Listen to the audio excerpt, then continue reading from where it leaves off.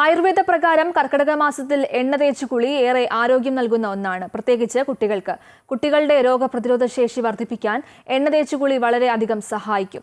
ആവിയിൽ വേവിച്ച ഭക്ഷണങ്ങൾ കഴിക്കുന്നത് കുട്ടികൾക്ക് ദഹന പ്രക്രിയ എളുപ്പമാക്കാൻ സാധിക്കും. കുട്ടികളുടെ ആരോഗ്യ സംരക്ഷണത്തെക്കുറിച്ചും ആഹാരക്രമത്തെക്കുറിച്ചും വിശദീകരിക്കുകയാണ് പ്രശസ്ത ആയുർവേദ ഡോക്ടറും Amrita school of Ayurveda and ഹോസ്പിറ്റലിലെ ബാലരോഗ വിഭാഗം മേധാവിയുമായ ഡോക്ടർ ദീപ്തി ബാലകൃഷ്ണൻ. നിങ്ങൾക്കെല്ലാവർക്കും അറിയാലോ, കുട്ടികൾക്ക് കർക്കിടക മാസത്തിൽ ദഹനം കുറവും രോഗപ്രതിരോധ ശേഷി കുറവുമാണല്ലോ. അതുകൊണ്ട് തന്നെ നമ്മൾ ആയുർവേദ ശീലങ്ങളും ദിനചര്യയും ഫോളോ ചെയ്യേണ്ടതായിട്ടുണ്ട്. ആദ്യം തന്നെ എണ്ണ തേപ്പിക്കുന്ന കാര്യം പറയാം. കുട്ടികളെ ആഴ്ചയിൽ 3 ദിവസമെങ്കിലും എണ്ണ തേപ്പിക്കണം. നമ്മുടെ ആയുർവേദത്തിൽ തലയിൽ തേക്കുന്നതിനായി പലതരം എണ്ണകൾ പറയുന്നുണ്ട്, ദേഹത്ത് തേക്കാനായിട്ടും പലതരം എണ്ണകൾ പറയുന്നുണ്ട്. എക്സാമ്പിളായിട്ട് ത്രിഫല കേരം, ചെമ്പരത്തിയാദി കേരം, അസനവില്വാദി കേരം എല്ലാം കുട്ടികളെ തലയിൽ തേക്കാനായിട്ട് ഉപയോഗിക്കാം.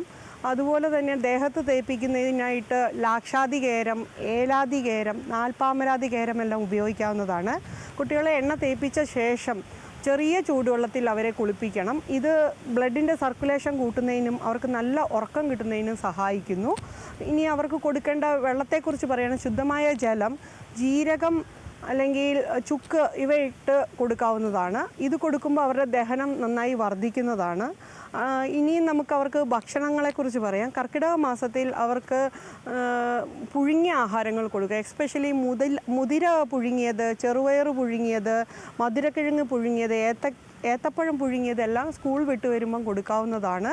അതുപോലെ അട, കൊഴുക്കട്ട ഇവയെല്ലാം ശർക്കര ചേർത്തിട്ട് കൊടുക്കുക. അപ്പം അവരുടെ HB കണ്ടൻറ്റ് വളരെയധികം കൂടുന്നതാണ്. ഇനി അവരുടെ ഉറക്കത്തെക്കുറിച്ച് പറയുകയാണെങ്കിൽ കുട്ടികൾക്ക് 6 മുതൽ 8 മണിക്കൂർ അവർ നിശ്ചിതമായിട്ട് ഉറങ്ങിയിരിക്കണം. അതുകൊണ്ട് തന്നെ അല്ലെങ്കിൽ അവരുടെ ബ്രെയിൻ ബൂസ്റ്റിങ്ങിനെ അത് ബാധിക്കാറുണ്ട്. അടുത്തത് അവർക്ക് മൃദു വ്യായാമങ്ങളാണ്. കർക്കിടക മാസത്തിൽ കുട്ടികൾക്ക് പുറത്തു പോയി കളിക്കാൻ സാധിക്കില്ല. അതുകൊണ്ട് തന്നെ അവർക്ക് ഇൻഡോർ ഗെയിംസ് പറഞ്ഞു കൊടുക്കാം. മൃദു വ്യായാമങ്ങൾ, പ്രാണായാമം എല്ലാം അവർ ഉപയോഗിക്കാവുന്നതാണ്. ഇതുകൊണ്ടെല്ലാം അവരുടെ ദഹനശക്തി വർദ്ധിക്കുകയും രോഗപ്രതിരോധ ശേഷി വർദ്ധിക്കുകയും ചെയ്യുന്നു.